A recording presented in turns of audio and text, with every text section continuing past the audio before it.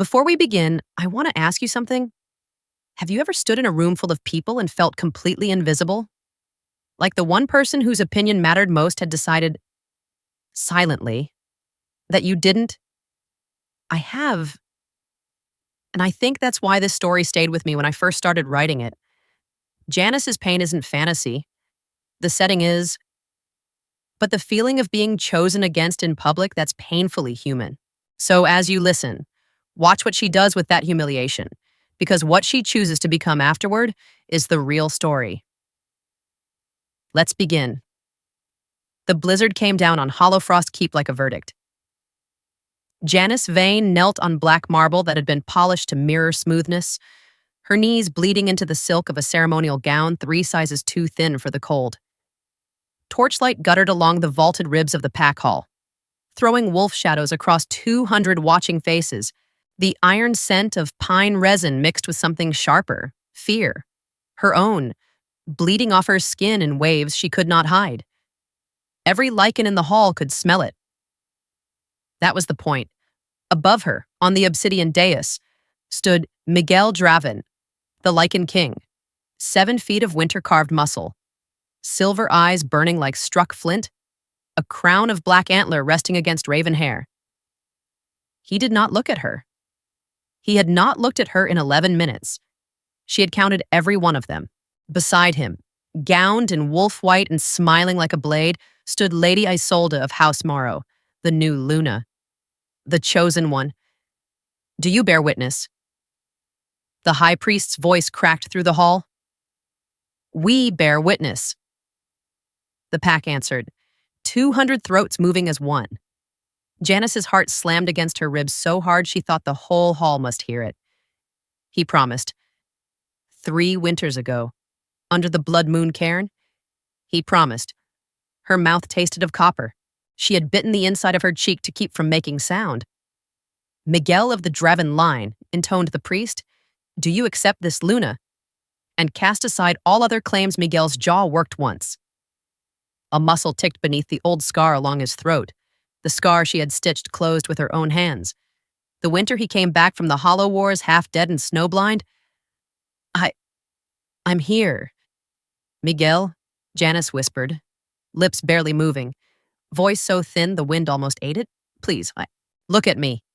He did not look. I accept, he said. 2 words. Flat. Final. Each one a stone dropped into the well of her chest. The pack howled. The sound rose up the vaulted stone like a wave breaking against a cliff, and Janice felt it in her teeth, in her marrow, in the place where her wolf had lived until exactly this second. Something inside her went very quiet, very small, very cold. Lady Isolde turned then, slowly, deliberately, and let her eyes find Janice on the marble. Those pale green eyes glittered with something old and patient and pleased. The Omega may rise, Isolde said, soft as velvet, loud enough to carry, and witness her betters. The word landed like a whip. Omega. Janice had never been Omega. She had been the healer of the Eastern Glades, born of a line older than the Draven crown itself, but no one in this hall would say so now. Not with Isolde's scent marking the dais, not with Miguel's silence confirming it. Janice stood, her legs shook, and she hated them for it. Blood slid down her shin from the torn marble, soaking the hem of the useless silk. 200 pairs of gold and silver eyes tracked every tremor. She could hear the whispers already, rising like smoke. Pity wolf, cast off, the king's old mistake. She lifted her chin anyway. Her gaze found Miguel's one last time, and for a single splintering heartbeat, he looked back. Silver eyes, wide, wrong, like a man who had just realized the bottom of the world was gone. His lips parted. 1 step forward. Unconscious. Animal. Janice. Isolde's hand closed on his wrist. Delicate. Final. My king. She murmured. The right. Miguel's jaw locked. He did not finish the name. Janice turned away before the tears could betray her. She walked the length of the hall between the staring pack, past the carved thrones of the old mothers, past the bronze doors that had once opened for her like welcome. A guard stepped aside. Another did not, and she went around him, chin high, spine a burning wire. The bronze doors closed behind her with a sound like a coffin lid. Outside, the blizzard took her into its white mouth. Snow drove sideways, stinging her cheeks, freezing the blood on her legs into dark lace. The path down from the keep was a ribbon of ice above a 1,000-foot drop. And she walked it barefoot because somewhere between the dais and the doors, she had stopped being able to feel her feet. She did not look back at the torchlight. She did not know yet about the thing growing quiet and stubborn beneath her ribs, the small, secret heartbeat that was not her own. She did not know yet that Miguel Draven would, in exactly 41 days, burn 3 of his own cities to the ground looking for her. She only knew that the wolf inside her was whispering one word over and over as the snow swallowed her whole. Run! The blizzard did not let her die, in which Janice took, at first, as an insult. She walked for what might have been hours. The moon was a smear behind the storm, and the forest at the base of Hollow Frost rose up to meet her in black pines, heavy with snow. Her breath came ragged. Her feet had gone past pain into a dull, distant burning, and her silk gown was stiff as parchment, cracking at every step. 3 winters ago, Miguel had carried her across this same pass. She had been laughing. He had been teasing her about her terrible sense of direction, his hand warm at the small of her back, promising her a southern orchard, a stone cottage, a den of their own where no crown could find them. Promises rotted fast and cold like this. She did not realize she had fallen until her cheek met snow and the snow did not feel cold anymore. Bad sign. Some healer part of her noted, distant and clinical. Hypothermia. Stage 2. You have perhaps 20 minutes. Get up, she whispered to herself. Get up, please. Somewhere behind her. Far up the mountain. A horn sounded. Low. Mournful. Hunting. Miguel's horn. Her body lurched before her mind could agree. She clawed to her feet, half crawling down the slope, because the horn meant trackers, and trackers meant Isolde, and Isolde meant the quiet, green-eyed patience of a woman who had not yet finished what she started. Janice had seen the nightshade tucked into the Luna's sleeve at the right, not for Miguel, for her. A widow does not leave witnesses. The trees closed over her head. The wind dropped to a hiss. And then, a scent. Not pine, not snow, not wolf. Wood smoke. Old iron. Herbs she knew by heart. Yarrow, valerian, crushed juniper. A healer's fire. She followed it the way a drowning animal follows the surface. Down a gully. Across a frozen creek where the ice groaned beneath her. Up a bank of knotted roots. And there, impossible, tucked against the lee of a granite cliff, a low stone hut, turf-roofed, a single square of amber light burning in its one window. She reached the door. She tried to knock. Her hand would not close. The door opened before her fist could fall. An old woman stood in the doorway.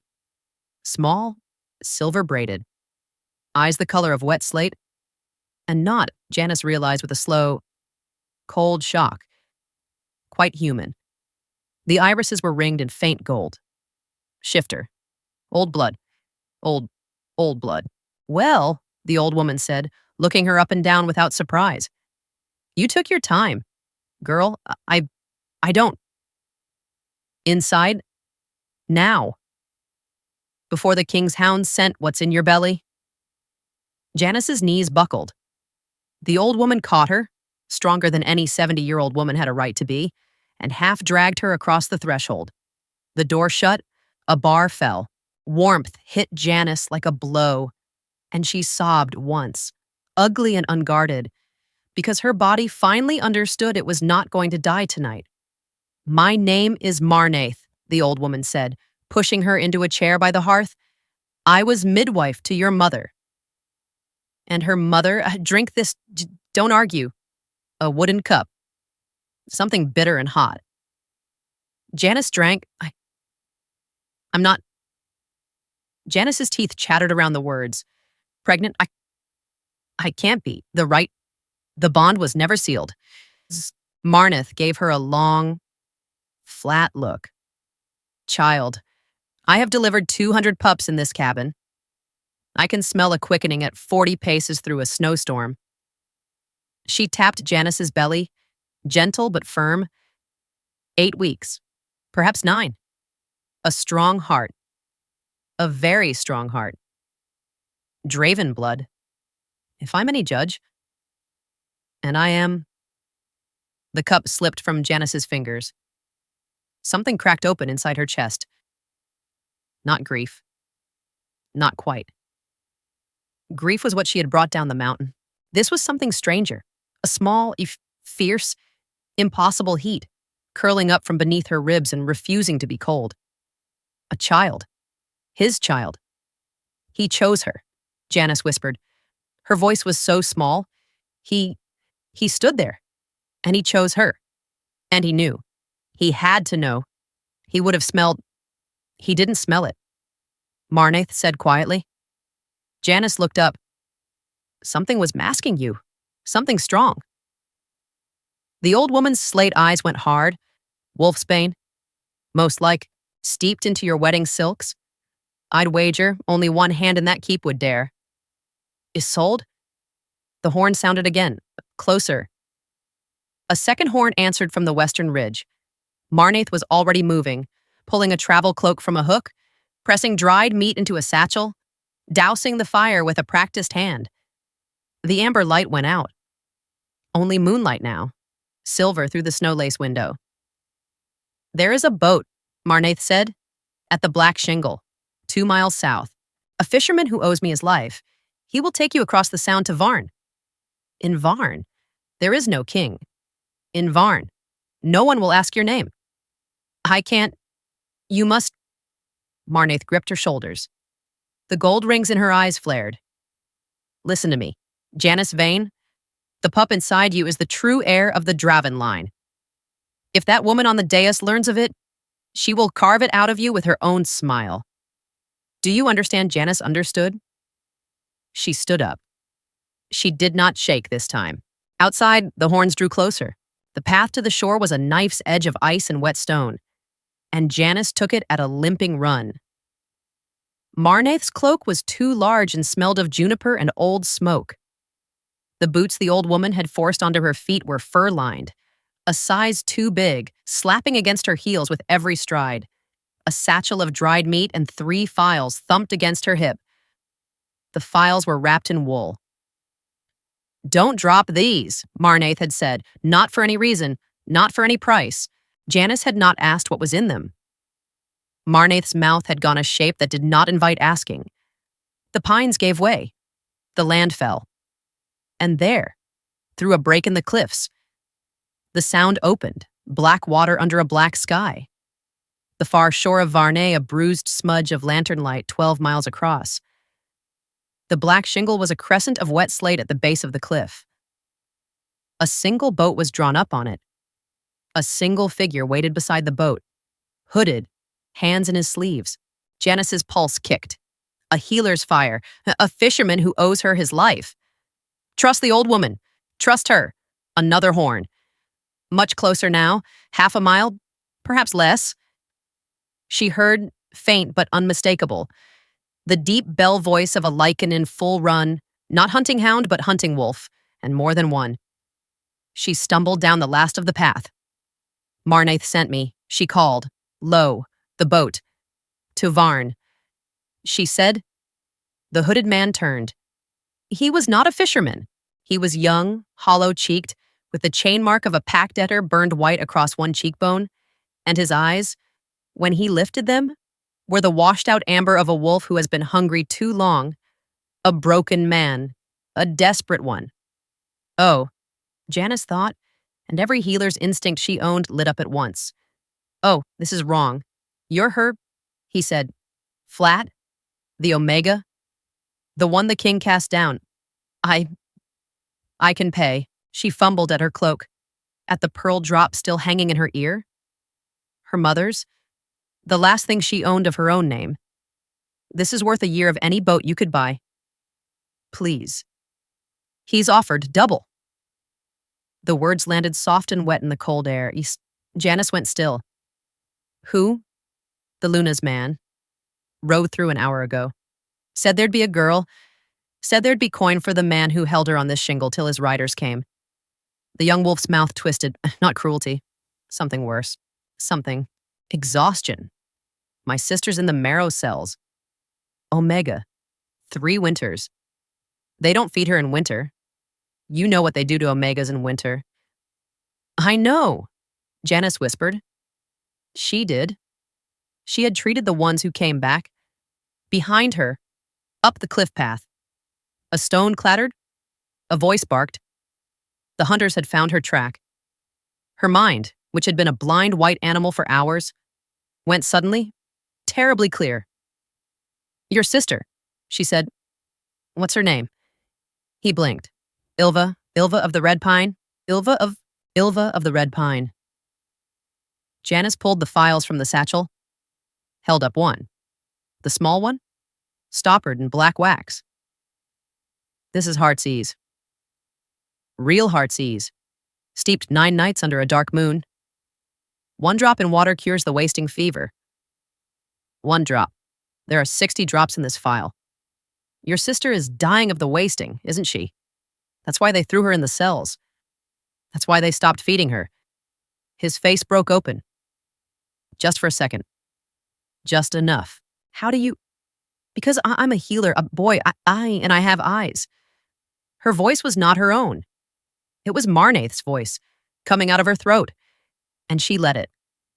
The Luna will give you coin. Coin you will spend. And it will be gone. And your sister will still die in a cell. I will give you this. And a name in Varn. A woman called Hesta of the Tin Market. Tell her Janice Vayne sent you. She will hide your sister. She will hide you both. Forever. The horns blew again, close enough now to hear the hooves.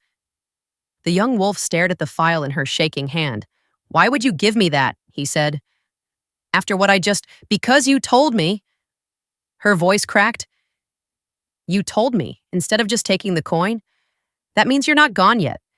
Get in the boat. Row. I want to pause here because this is the moment in the story I rewrote 4 times. Janice could have screamed. She could have run. She could have begged. Instead, she saw the man who was about to betray her, saw his hunger, his sister, his shame, and she answered cruelty with usefulness. There's a lesson in that I keep coming back to in my own life. Desperate people aren't always evil people. Sometimes the fastest way out of a trap is to notice the human inside the one setting it. Janice didn't survive that beach because she was strong. She survived it because she was paying attention. Back to the story. He moved. Gods. He moved fast, shoving the boat off the shingle, half lifting her into it, oars biting dark water before she had found the thwart. The shingle fell away. 20 feet. 50. On the cliff above, torches burst into view. 3 riders. 4. A woman's voice. Silver sharp, cutting the wind. The shore. Check the shore. I sold.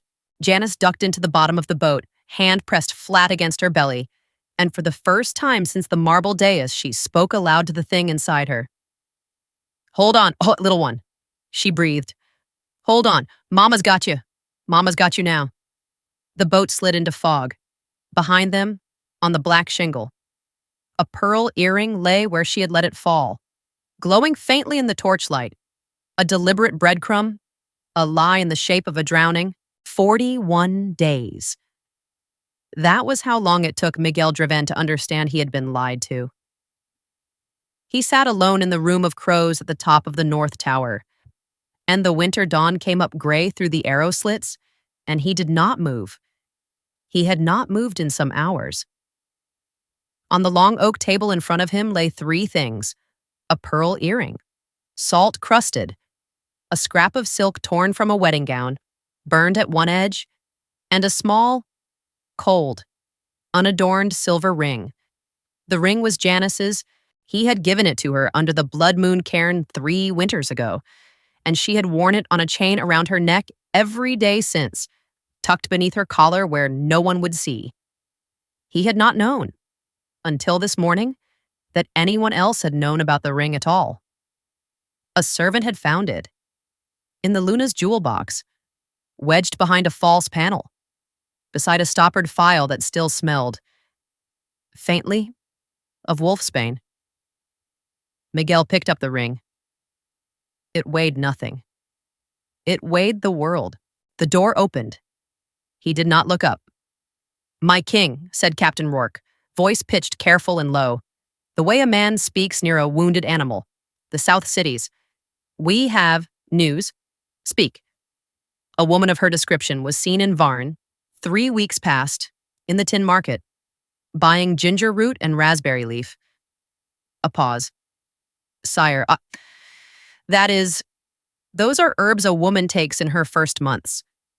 When she is, I know what they are for." Rourke's breath hitched. Miguel closed his fist around the ring. The metal, cold a second ago, warmed against his palm as if it remembered her skin. She was pregnant. She was pregnant on the dais. She was pregnant. And she stood on bleeding knees. And she looked up at me. And she whispered my name. And he let out a sound. It was not a word. It was not a roar. It was something lower and older and torn out of a deeper place. And the iron candlesticks on the table shuddered against the oak, and the crows in the rookery below the window burst up into the sky in a black, shrieking cloud. And Captain Rourke, who had stood beside him in 6 wars, took a full step back and dropped his eyes. When Miguel lifted his head, his silver irises had gone gold at the rim. Wolf gold. The king's wolf. Rising. Rourke. "My king, bring me the Luna.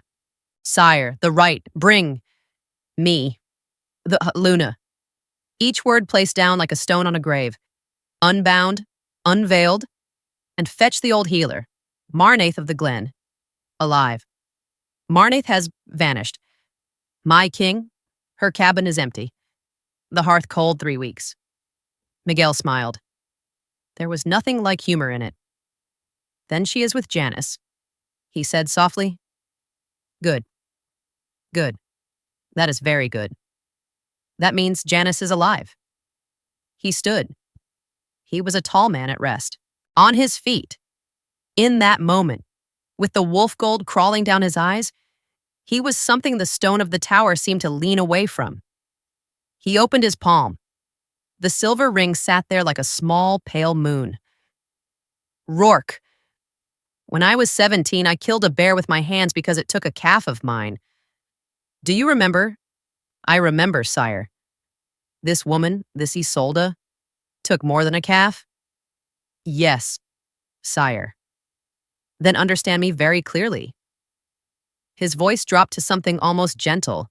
"I am going to find my mate. I am going to find my child, and on the road to them, I am going to burn every lie that was set in my path. I will start with the cities that hid her from me.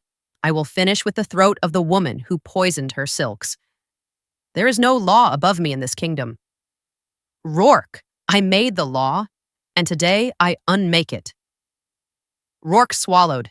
The cities, my king, Verne, Duskmoor, the Tin Market Quarter, they sheltered her. They will be spared. And the ones who hunted her, Miguel looked out the arrow slit. Dawn was rising red over the peaks. "Bring me their names." Each word a hammer on an anvil.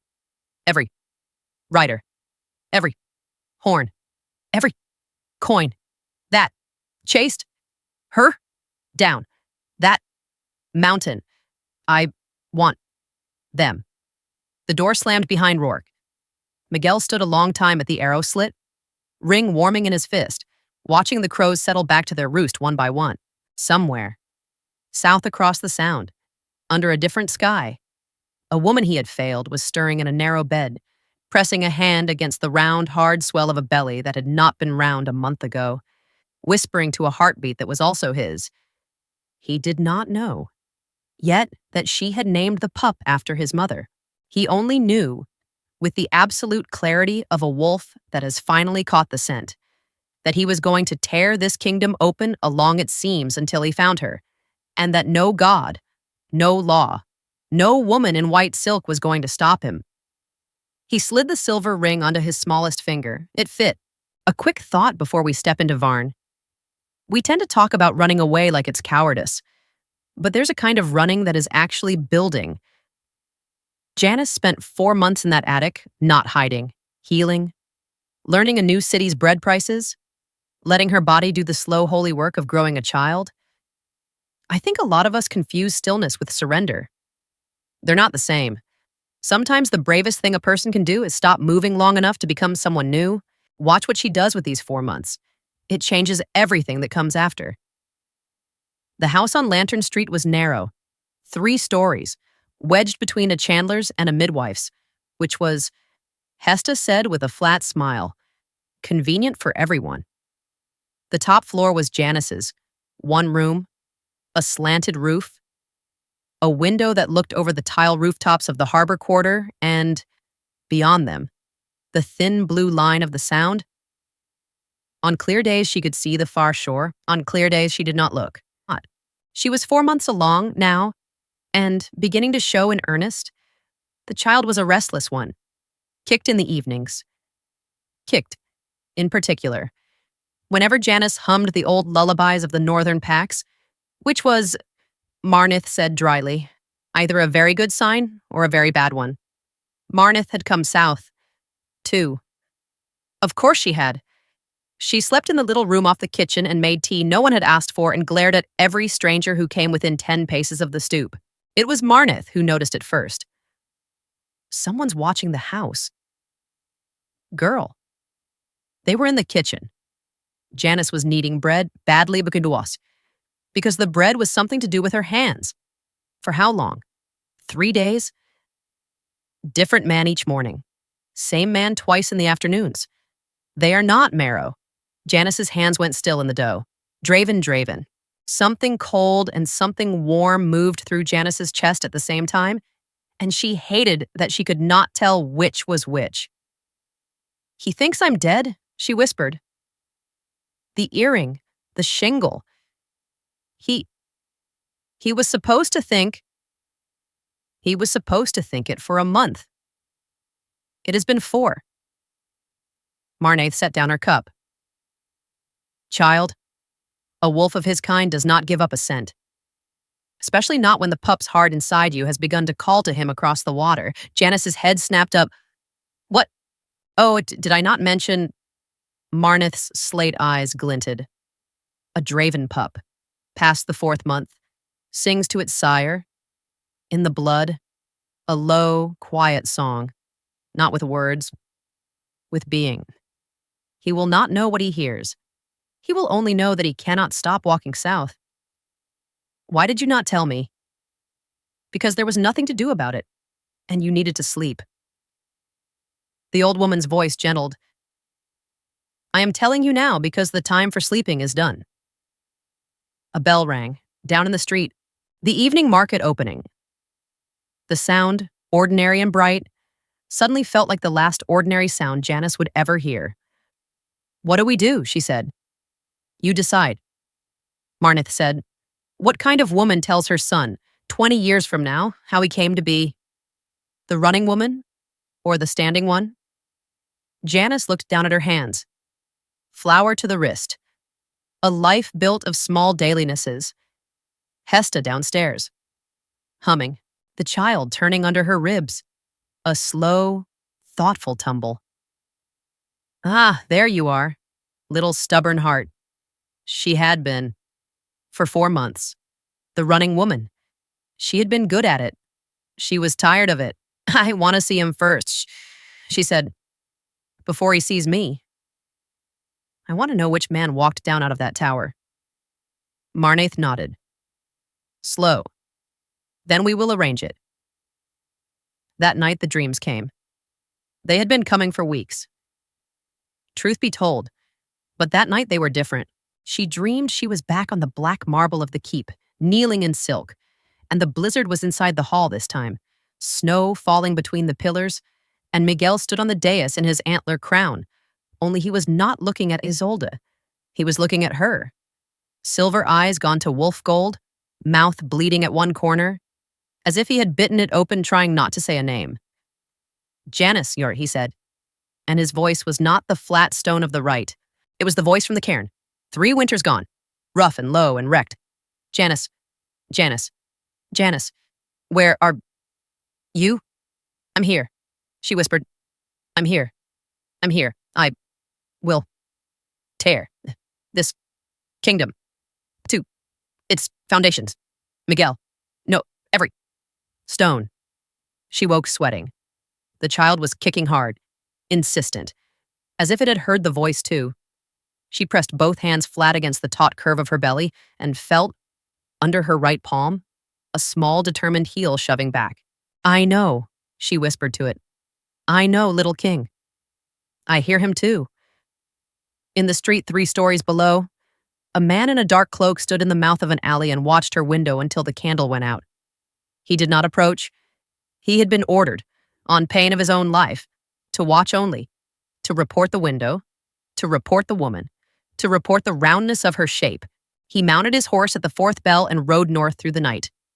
And the message he carried across the sound would reach Hollowfrost Keep in 3 days. And on the 4th day, the king himself would come down out of the mountains at the head of 600 riders. And no one in the city of Varn, and no one in the kingdom of the north, would sleep easy until he had what he had ridden for. In her narrow bed, Janice slept at last. One hand curled around the base of her own throat where a silver chain no longer hung. She dreamed of him again. This time, in the dream, he found her. He came at sunset, which was, Janice thought afterward, so exactly like him it was almost funny. Miguel Draven had always preferred the thresholds of things. Dawn, dusk. The moment the tide turned, the moment a battle could still go either way. Hesta had come up the narrow stairs 2 at a time, face bone white, and said only, "They are in the harbor." 600 horse. The gates opened. No one raised a hand. And Janice had known, in the pit of her belly, where the child lay quiet and listening, that he had not come to ask. She did not run. She put on the dress Marnaith had made for her, plain gray wool, loose at the waist, because she was 5 months gone now and nothing else fit. She braided her hair. Her hands shook once, at the beginning, and then did not shake again. She pinched her cheeks for color the way her mother had taught her before her first winter festival, and she thought, if he has come to cast me down a second time, he will do it to a woman who looks him in the eye. She walked down the narrow stair, out the narrow door, and into Lantern Street, and the kingdom was waiting for her. The street had emptied of all ordinary life. At the harbor end of it stood the King's Guard, 2 lines of black-cloaked riders, banners low, not a weapon drawn, not a voice raised. Between the lines, a path. At the far end of the path, dismounted, crownless, in a plain traveling cloak that was wet to the knees from the crossing. Miguel. He was thinner than she remembered. That was the first thing. Not the silver gold eyes. Not the scar at his throat. Not the way the whole street seemed to orient around him. The way iron filings orient around a magnet. He was thinner. A hollow under his cheekbones that had not been there on the dais. And she thought, oh, you have not been sleeping either. He saw her. He stopped. For one long, impossible heartbeat. Miguel Draven, Lycan King of the North, forgot how to breathe. His eyes dropped to the round swell of her belly under the gray wool, and something happened to his face that she would not, for all her long life afterward, find words for. His mouth opened, closed, opened. Janice, he said, one word. Cracked down the middle. Miguel. Her own voice small, but steady. Steadier than she had thought it would be. You're very far from home. He took a step. Stopped. As if he did not trust himself. Am I, he said, rough. Am I far from home? She understood. Then what he was asking. She did not answer yet. She was not ready to answer yet. I have questions, she said, before anything else. I have questions, and you will stand there, and you will answer them. Or you will turn around and ride back up the mountain and never come here again. Do you understand me, my king? A sound went through the ranks of the black-cloaked riders. Not a murmur. A stilling. Captain Rourke, at the head of the nearest line, had gone very deliberately still. The way a man goes still when he realizes he is watching history. I understand you, Miguel said. Did you know? No. Instant. Flat. Absolute. On my mother's grave. Janice. On the grave of every Draven back to the first wolf. I did not know you were with child. I did not know the silks were poisoned. I did not know half of what was done in my hall that night. And I spent 41 days on my knees in the room of crows learning the other half. And every name I have learned is a name that will not outlive this year. Did you want her? His head went back as if she had struck him. No. Then why? His jaw worked. The scar at his throat jumped. Because, he said, and now ushed for the first time. His voice broke. Broke like something that had been held too long over too hot a fire. Because 3 days before the rite, my council brought me a paper. And the paper said the Eastern Glades would rise against the crown if I took a healer-born bride. And the paper said blood would run from Red Pine to Hollowmere. And the paper said your pack, Janice, your mother's pack, would be the first to burn. And I believed it. I believed it. I thought I was saving you. I thought if I took the Marrow bride, I bought the Glades peace, and I bought you a life. A life far from me. Safe. I thought the paper was a lie. The paper was a lie. His eyes closed.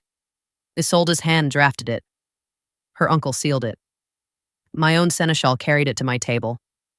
I burned the 3 of them yesterday. Janice. I rode out of the ashes straight to the sound. I have not slept in 11 days. I have not eaten in 4.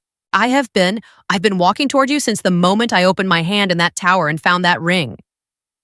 He lifted his left hand. On the smallest finger, her silver ring. Warm-looking, even from here. Janice's breath left her in a long, shaking rush. The child kicked hard under her ribs. A demand. A summons. Miguel, she whispered. And then, because she was done being the small one, and the cold one, and the kneeling one, she said it louder. Miguel. He came. Not a king's walk, a wolf's. Long and fast and open-handed, cloak flaring, and he went down on both knees in the middle of Lantern Street in front of her, at the height of her belly, and he pressed his forehead, gentle as a man setting down something holy, against the curve where his child slept. Forgive me, he said, into the wool of her dress. Forgive me. Forgive me. Forgive me. She put her hand in his hair. It was the first time she had touched him in 4 months. The pup under her ribs went very, very still, listening, and then clear as a bell, kicked once, hard, against its father's brow. Miguel Draven, Lycan King of the North, laughed into her belly and wept at the same time. Above them, in the evening sky over Varn, the first star came out. I want to be honest with you here about it because this scene gets misread sometimes. Miguel kneeling in the street is not the happy ending. Apologies, even big public ones, are not the same as repair. What matters in the next chapter, and pay close attention, because this is where so many real relationships fail, and Yawa is what he does after she forgives him. Anyone can fall to their knees in a moment of feeling. The real test is the 6 unglamorous weeks that come next. Sleeping on a hard floor, asking, not telling, letting the wronged person set the pace. That's where love is actually rebuilt. Or isn't. They did not go north that night, or the next, or the one after. Janice had expected, braced for even in the sweep of royal machinery. The horses, the banners, the long, cold ride back up the pass to Hollowfrost Keep, to be made Luna on the same black marble that had bloodied her knees. a proper restoration, a proper vindication. The sort of thing the pack would sing about for 3 generations. Miguel gave her none of it. What Miguel did, instead, was dismiss 400 of his 600 riders back to the northern holdfasts with orders to winter there and keep the roads. He kept 200, housed them in the harbor barracks, and paid the city of Varn 3 chests of silver for the trouble. Then he walked up the narrow stair of the house on Lantern Street, ducked his head under the slanted ceiling of her one-room attic, looked around at the little hearth and the one chair and the basket of half-knitted pup things, and said, very quietly, "May I stay? Not I will stay. Not you will return with me. May I stay?" "Yes," she said. After a moment. For a while. He stayed 6 weeks. He slept. The first 3 nights. On the floor by the hearth, wrapped in his traveling cloak, because she had not yet said he could come closer and he did not ask. She would wake in the small hours and find him already awake, watching the ceiling, one hand resting unconsciously on his smallest finger where the silver ring sat. On the 4th night, she said, "The floor is cold. Miguel?" And he came to the edge of the bed and sat there, not touching her, just resting his forehead against the side of her swollen belly, listening to the pup turn until she fell asleep to the sound of his breathing. The pup liked him. That was the thing that undid her. Finally, the pup, who had been restless and kicking for months, went soft and dreaming whenever Miguel's hand lay flat against her belly, as if some small animal part of the child had been waiting, all along, for exactly that touch. Marnith watched them from the kitchen door and said nothing. The old woman's slate eyes had, Janice noticed, gone damp more than once. Marnith would have denied it on pain of death. The scars came out slowly, like splinters. "I thought you forgot me," Janice said, one evening, into the dark between them. "I thought, on the dais, I thought you had simply stopped loving me, and that was the worst of it. Miguel, not the colt, not the walk down the mountain, the thought that you had stopped. I was trying," he said, "to love you enough to save you. I was very stupid. I will spend a long time being less stupid. And her, Isolde." A long pause. "She will stand trial before the Council of Mothers," he said at last. "Not before me. I do not trust my own hand on that blade. The mothers will decide. She poisoned a mate bond with Wolfsbane. Janice. She forged a paper under the royal seal. She set riders on a pregnant woman across a winter mountain. The mothers have not lost a vote on a matter like that in 800 years. I'll admit, when I first drafted this, I wrote Miguel executing Isolde himself. It was satisfying. It was also wrong for the story. A king who kills his enemies with his own hand in a rage is just a more powerful version of the man who let Janice be humiliated on the dais. Real change, the kind worth writing about, is when a powerful person chooses not to use the full weight of their power and trusts a system instead. That's why he hands her to the Council of Mothers. It's less cinematic. It's more honest. And honestly, it's the version of justice I wish we saw more of in real life. Good. Good. They did not speak of Isolde again. The pup came at the very end of harvest, on a night of heavy rain, in the attic room on Lantern Street, with Marnaith's hands strong and sure at Janice's knees, and Miguel, the Lycan King, the breaker of 3 cities, on his knees at her shoulder, letting her grind the bones of his right hand to bruised meat with every contraction and never once flinching. She screamed his name. Twice, she cursed him once, a long, inventive curse in the old northern tongue that made Marnaith bark a single surprised laugh, and then, in the last gray hour before dawn, she bore down for the final time, and a new voice joined the room. A small, outraged, furious voice.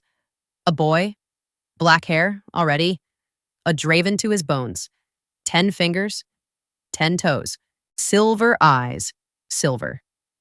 The clear winter silver his father had had before the wolf gold took them, blinking up at the rafters of a narrow Varn attic as if personally affronted by the existence of ceilings.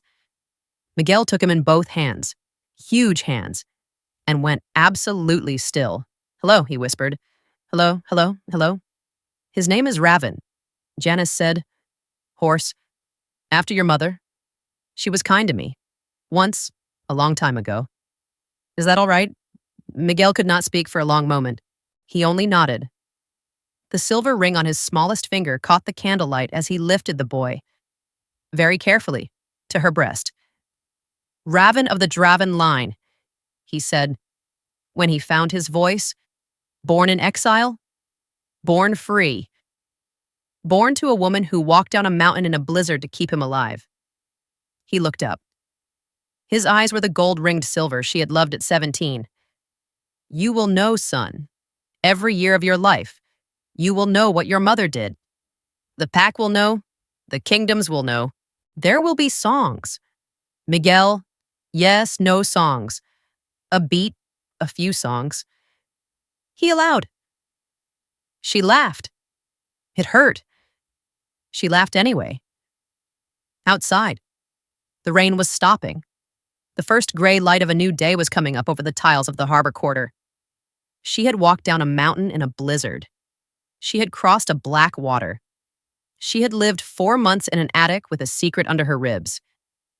She had stood in the middle of Lantern Street in a gray wool dress and made a king kneel. She had been, all along, the standing woman. She had just not known it yet. 2 years, almost to the day. The orchard at Hollowmere sat in a south-facing fold of the eastern glades, the old packland of the Vayne line, and in late spring the apple trees went white with blossoms so thick the branches bent like old women under the weight of them. A low stone wall ran along the orchard's south edge. Beyond the wall, the land fell in long green shelves down to a silver river. Beyond the river, the blue-violet ridges of the north rose and rose. Janice sat on the stone wall in a dress the color of new moss, bare feet swinging, her hair undone in the warm wind. 2 winters ago, she had not been able to feel her feet.